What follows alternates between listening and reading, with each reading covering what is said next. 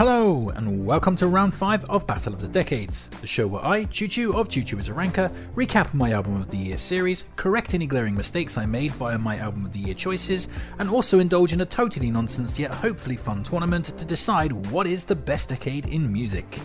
And on this episode we're going to be throwing all the fours into the ring: 1964, 1974, 1984, 1994, 2004 and 2014. So let's take a look at our Album of the Year roster. From 1964 we have A Hard Day's Night by the Beatles. From 1974 we have On the Beach by Neil Young. From 1984 we have Hatful of Hollow by the Smiths. From 1994 we have The Holy Bible by Manic Street Preachers. From 2004 we have You Are the Quarry by Morrissey. And from 2014 we have Nobody Wants to Be Here and Nobody Wants to Leave by the Twilight Sad. And as for corrections, well, better buckle up because there's 3 of them, and bizarrely they're all Morrissey related. First up is 1984. Hatful of Hollow by the Smiths is amazing, in fact it's arguably the greatest compilation ever released by any band ever. But the vital word there is compilation. It's not a studio album, so if I include it here it's going to muddy the waters. So simply, in the spirit of fair play, Hatful of Hollow, I love you but you are disqualified. And duly replaced by my favourite studio album from 1984, which is Powerslave by Iron Maiden. Next up is 1994. The Holy Bible by Manic Street Preachers is a dark and intense LP, impressively so in fact, but there's no way that it should have been my Album of the Year. I mean, I can immediately think of several records from 94 that I like better, so we'll chalk this one up to a case of temporary insanity.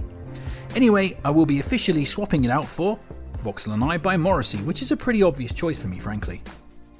Finally, we have 2004. You Are the Quarry was a great comeback record for Morrissey after 7 years away that became his biggest selling album. Whilst it is one of Morrissey's better works, I think I got caught up in a moment of Moz-induced geeking out, as all of us hardcore Morrissey fans are prone to do from time to time.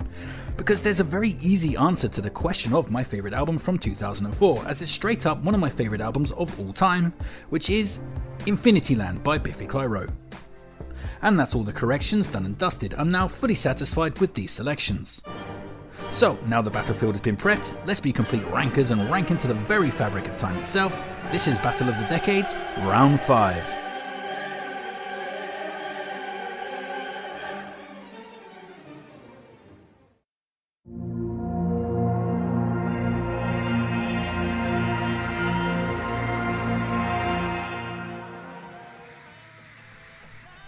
Coming in last and netting the 1960s 1 point, we have A Hard Day's Night by the Beatles from 1964, which was the Mop Top's third LP. And this particular album is notable for 2 things. Firstly, it was designed as a promotional tool for the Beatles' cinematic outing of the same name. Thus the A-side of the record is comprised of songs that appear in the film. And secondly, that it was the first Beatles LP to be entirely written by Lennon and McCartney, which showed the level of confidence and trust that the label had in its young stars, as such a thing was pretty rare at the time. And what we have here is the Beatles in peak early pop mode, putting together an endlessly charming set of 2.5-minute guitar pop tunes that was, frankly, light years ahead of most of the other guitar groups around at the time. And the LP is consistently good from start to finish, with no weak material in sight. The likes of the title track, A Hard Day's Night and Can't Buy Me Love are full of iconic catchiness and that kind of charming sugary rush that only the Beatles can supply. If I Fell and I Love Her are wonderful with their lilting, folky hooks and lovely vocal harmonies. I'm Happy Just to Dance With You, When I Get Home and Things We Said Today catch the attention with their more wiry guitar sound that adds a bit more punch to the record. Anytime at All is great with its dramatic stop-starts and descending composition, while I'll Be Back is a memorable closer with a kind of floaty sadness surrounding it. Plus it's a handy song to play if you ever need to ram raid a police station and shoot a bunch of cops. But yeah, you could land anywhere on this track list and find something immediately delightful and catchy. This record is exactly what you want from early period Beatles, just straight to the point guitar pop with extremely hooky melodies. It's all very wonderful, very classic stuff. Of course, the reason it lands in last place is that musical depth and scope hadn't quite been discovered in 1964, and by its design the competition on this list is incredibly tough. Still, A Hard Day's Night is a fantastic mid-60s pop record, 5 stars.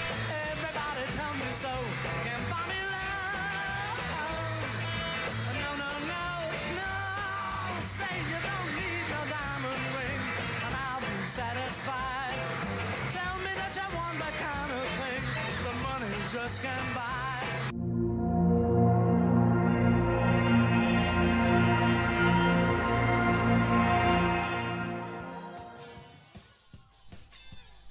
Next up, netting the 2000's 2 points, we have Infinityland by Biffy Clyro from 2004, which was the band's third LP. And here, apparently bored of typical forms of songwriting, the band go absolutely nuts, throwing all kinds of weird structures and unexpected twists at the wall. This is an album that never sits still, always shifting in surprising ways. Because of that, this LP is one that requires a bit of patience. It's so unusually structured that the intricacies are hard to pin down at first, with the album coming off as a bit random or scattershot. But as I said, patience really pays off here, with these compositions slowly opening up and revealing their layered secrets. And when all is said and done, what you're left with is an absolutely thrilling album of experimental rock that fuses elements of metal, alt-rock and prog into a wonderfully compelling and consistent whole. This is a record for me that never ever gets boring, no matter how many times I listen to it. And as for highlights, that would be everything. I mean, seriously, where do I even start with this? Opener, Glitter and Trauma kicks the record off with a cool atmosphere building intro and a lightweight pop metal catchiness. My Recovery Injection takes a leaf out of Incubus's playbook with its cool laid back vibes. It is also better than anything Incubus ever recorded. There's No Such Thing as a Jaggy Snake is absolute insanity, its ruptured metal screaming dovetailing into an incredibly catchy sing-along alt-rock tune. Only One Word Comes to Mind impresses with its taut emotive quality and jumbled chord sequence. I mean, like, I play guitar in a band myself, and I have no idea how Simon Neil was playing that sequence or how he'd even come up with something like that. It's like a demented guitar chord fever dream. But still, the hits, they just keep on coming. The multi-parted Wave After Wave is fantastic, especially with this melancholy climax. Conceal the Weapons rope-a-dopes you with a blast of trumpets and an odd stuttering section before ramping up into a catchy banger. The Kids from Kibble and the Fist of Light quiets itself down for a wonderful sing-along refrain, while Closer, Pause and Turn It Up brings on the wilting sadness with its slowly building storm of echoey guitar and layered vocals. So yeah, I absolutely adore this LP. In fact, when it comes to more modern, heavy-set, metal-leaning records, Infinityland by Biffy Clyro is without question my absolute favourite one. I actually thought this would end up higher on the ranking, but it just goes to show you how insanely tough the competition is on this particular episode. 5 stars.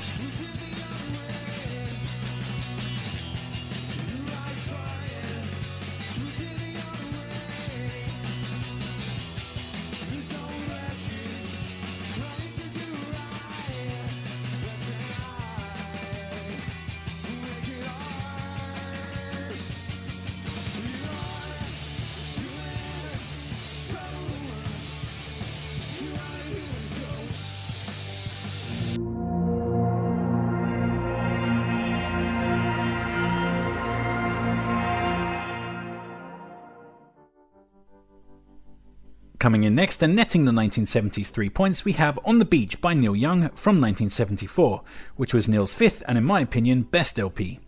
And this album is the second installment of Young's so-called Ditch trilogy, as after the huge commercial success of both After the Gold Rush and Harvest, Neil became distant and fell into melancholy, with the trilogy labelled the Ditch trilogy because the records were perceived as the artist purposely trying to ditch or derail his own career.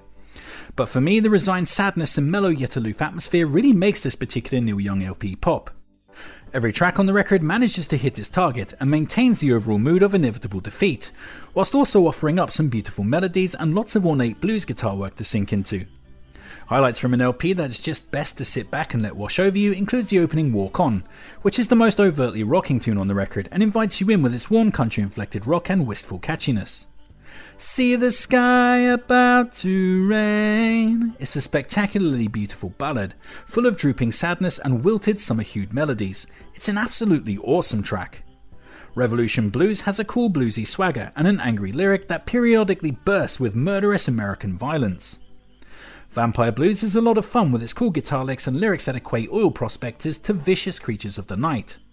While the likes of the title track, On the Beach, Motion Picture and Closer Ambulance Blues are lyrical dirges that delight with their languorous atmospheres, gently lulling misery and superb lazy guitar trills, splashes of mournful harmonica and bruised weeping fiddlework respectively.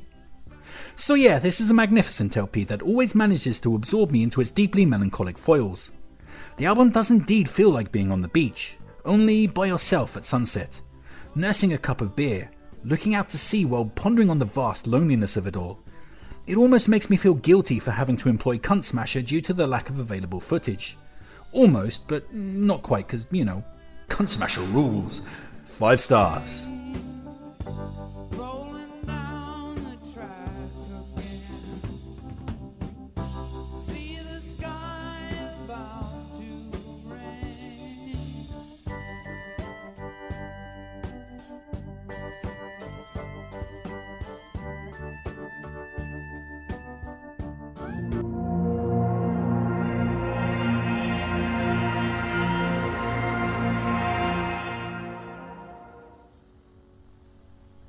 Next up, and netting the 2010's 4 points, we have Nobody Wants to Be Here and Nobody Wants to Leave by the Twilight Sad from 2014, which was the band's 4th LP. And the Twilight Sad are a Scottish art rock and post-punk band that garnered lots of critical acclaim, but not much in the way of mainstream commercial success. And for me personally, the band were always a bit of a frustrating one. I could see the potential in them, I could see that they had a masterpiece stored up in there somewhere, but the band's first 3 albums were near misses. They were all good, but none of them were truly great. But just when I had consigned the band to the file marked good solid group but unlikely to be anything more than that, they dropped this 4th album and just blew my brains out the back of my skull.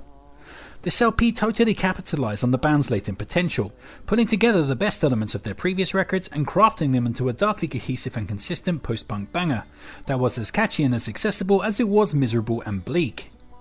The band's first side gets off to a rousing start, with the opener, There's a Girl in the Corner, setting up shop nicely with its brooding yet accessible darkness and addictive fuzz out at the close.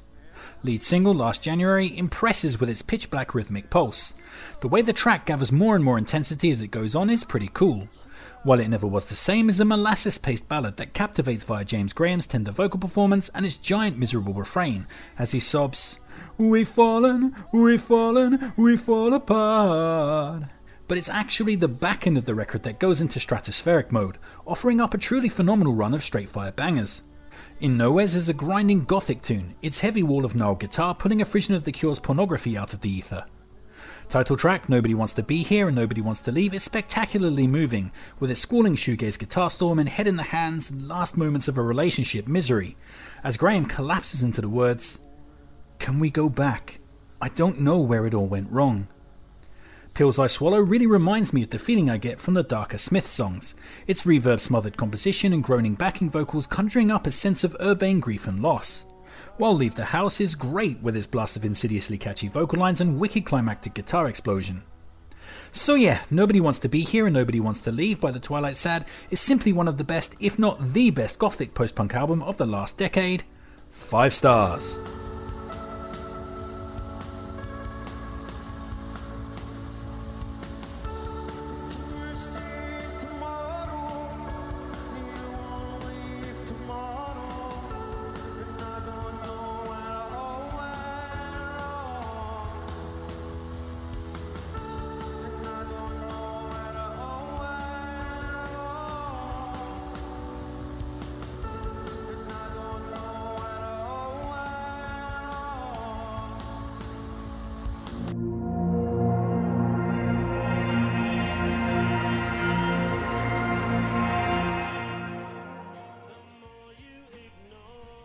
Next up, and netting the 1990s 5 points, we have Vauxhall I by Morrissey from 1994, which was his 4th solo LP.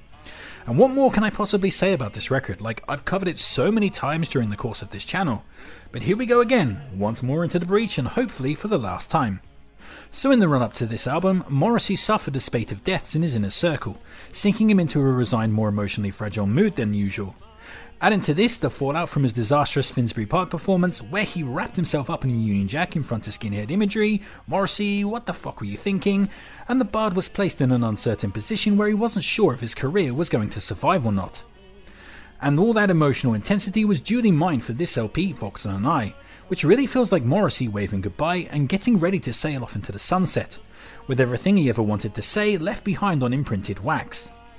His band dig into this atmosphere too, crafting a set of distant and dreamy compositions that help tease the maximum emotion out of the loaded lyrics. And all this adds up to one of Morrissey's most consistent and emotionally engaging works, with each of the album's 11 tracks hitting their mark and adding to the overall atmosphere. Now My Heart Is Full kicks the record off with a massive cathartic punch, its epic balladry and lyrics dedicated to letting go of old obsessions and heartbreak striking a truly beautiful nerve. The More You Ignore Me, The Closer I Get took Morrissey back into the top 10 singles chart with his excellent Bosbora pen catchy guitar riff and sing-along anthemics. Why Don't You Find Out For Yourself is Morrissey's greatest musing upon what it's like to be a pop star. His spectacular lyrics brought to life by Alan White's gorgeous acoustic kissed backing. While Speedway is arguably my favourite closer of all time, as over strident riffage and amplified drums the bard spits absolute lyrical fire, with every line burning itself permanently into your memory. Also, his more pointed barbs at the media feel more pertinent now than ever. You won't smile until this loving mouth is shut good and proper. Forever. Of course, those tracks are stamped and dated Morrissey standards, but the other tracks don't slack off either. From the dark ominous post-punk of Spring Heel Jack, to the atmospheric spoken word art rock of Lifeguard Sleeping, Girl Drowning, to the lightweight yet emotionally propulsive jangle of I Am Hated for Loving and Used to Be a Sweet Boy, it's all top drawer stuff. A quick extra shout out to the Lazy Sunbathers, which also sounds more pertinent now than ever due to awful current world events. Religions fall. Children shelled. Children shelled? That's all very well, but would you please keep the noise down low, because you're waking the Lazy Sunbathers. Ah, Morrissey. Mwah! Chef's kiss for the man's lyrics, they are fantastic. So yeah, Vauxhall I is arguably Morrissey's crowning solo achievement. To say that it's an essential album is a vast understatement. 5 stars. Into your thoughts like a bad debt that you can't pay. Take the easy way and give in. Yeah, and let me in. Oh, let me in. Oh, let me in. Let me in.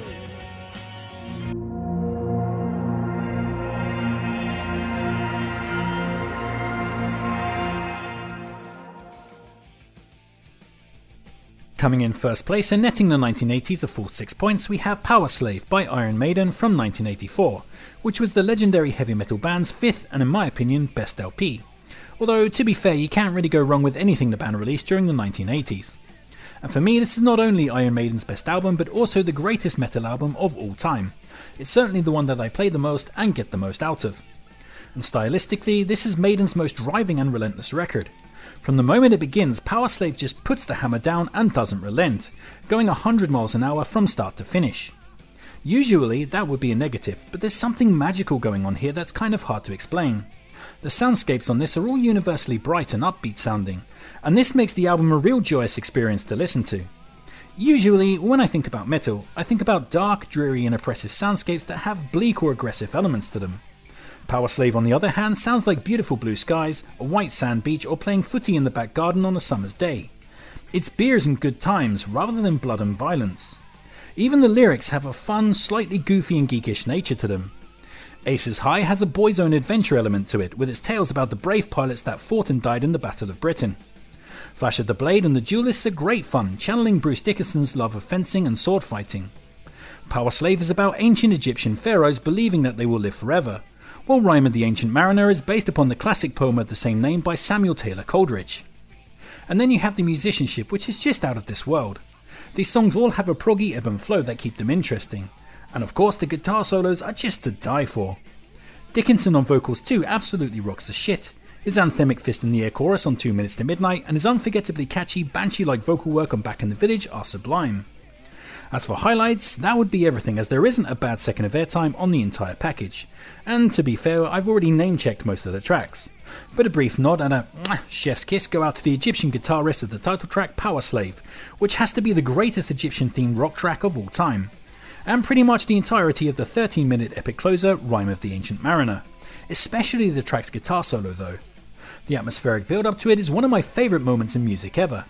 Bruce's howl that breaks into a maniacal laugh as the band gathers strength around him feels like the seconds on a roller coaster just before the first drop. And when that solo drops, damn, just absolute badassery. So yeah, Powerslave is a masterpiece of an LP that I never ever get tired of despite knowing every single bang and shimmy. 5 stars.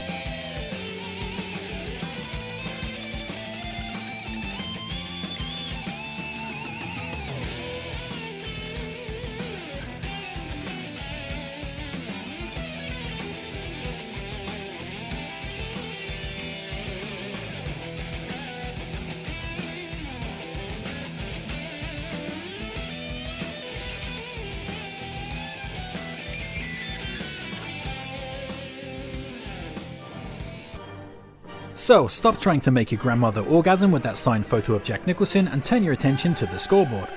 And the rankings are staying pretty much as they were in this round.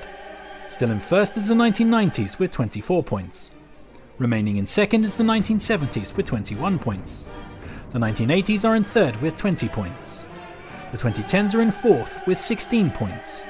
In fifth are the 2000s with 14 points. and still resolutely in last place is the 1960s with 9 points. And that's round 5 of Battle of the Decades in the bag. Of course I know you'd rank these records differently, so why not sound off in the comments and tell me which one would win for you. As always, I fully invite you to make your own version of this tournament with your own albums of the year and post that in the comments too. Don't forget to like, share, subscribe and all that other kind of YouTube jazz. Make sure to take care of yourself, but most importantly, just keep on ranking.